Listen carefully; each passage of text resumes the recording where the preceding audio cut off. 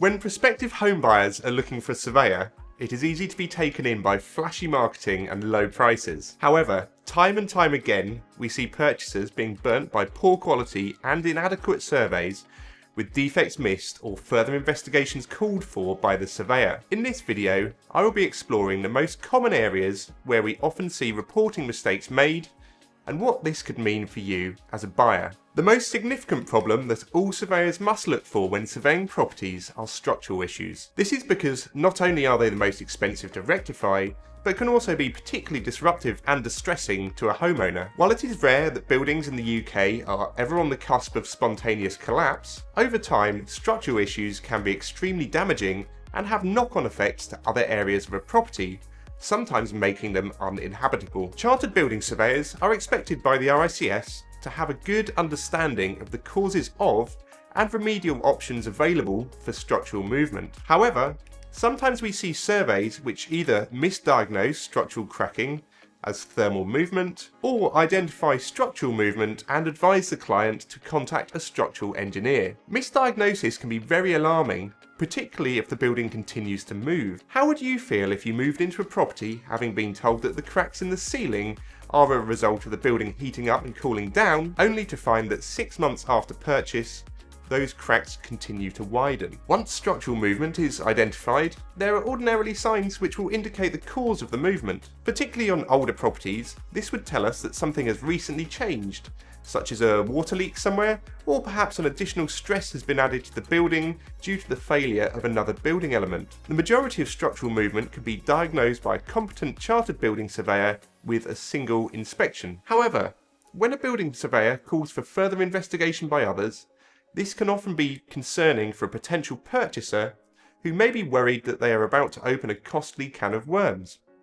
Further, it increases the cost of the purchase, either because a structural engineer now has to be paid for, or a buyer, concerned about their potential can of worms being opened, simply pulls out of the transaction and suffers increased legal costs. Neither is a good outcome, which could have been avoided by using an experienced building surveyor. Most purchasers are very concerned about damp issues, and for good reason. Damp problems can make a building more expensive to heat, and if this encourages condensation to develop, can also trigger or worsen respiratory health conditions, as this can encourage mould to grow. Particularly with older properties, dampness is a very common issue encountered by many surveyors, but is an issue which is often misunderstood, particularly by inexperienced surveyors. As with structural movement, signs of its causes are almost always visible, so long as the surveyor properly understands how the building is constructed and where to look. It could be as simple as looking up. Ground floor dampness can often be caused by a leaking gutter, for example. Many surveyors will elect to take the easy option, and it isn't uncommon to see surveys advise the client to contact a PCA, that's Property Care Association, contractor for advice on remedial work. Unfortunately, PCA contractors often have a conflict of interest, whereby they can be financially incentivized to treat the symptoms, not the causes of dampness, often leading to more expensive and disruptive works than are truly necessary. In theory, a chartered building surveyor should be more of a damp expert than a PCA member, so this recommendation is often indicative of poor or lazy surveying. Finally, drainage issues can often be poorly reported on by surveyors. This poor reporting can be the result of either over or under cautiousness.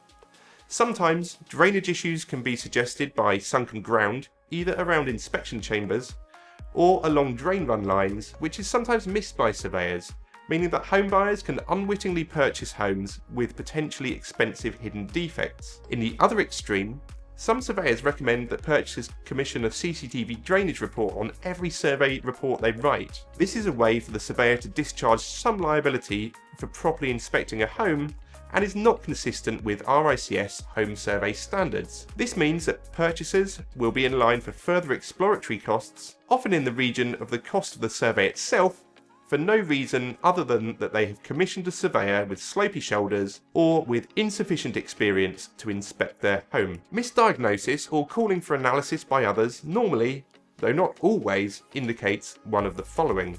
The surveyor lacks the core skills or is too inexperienced to be preparing home survey reports. Their employer has told them to do so in order to protect their professional indemnity insurance and to pass liability onto someone else. or the surveyor is under extreme pressure, being required by their employer to produce an unreasonable quantity of survey reports a week, or in rare circumstances, the defect is truly extremely difficult to diagnose and needs further investigation. While there is no golden bullet to avoid misreporting in home surveys, it does pay to do your research on who will be completing your survey. A good approach would be to ask friends and family for recommendations and to have a look at online reviews. At Harrison Clarke, we only employ experienced and pragmatic surveyors, ensuring that our clients receive the right advice, helping them to de-risk their property purchases. If you have any concerns about the property you plan to purchase, our experienced team can be reached on 023 81 55 0051 and will be delighted to discuss your survey options.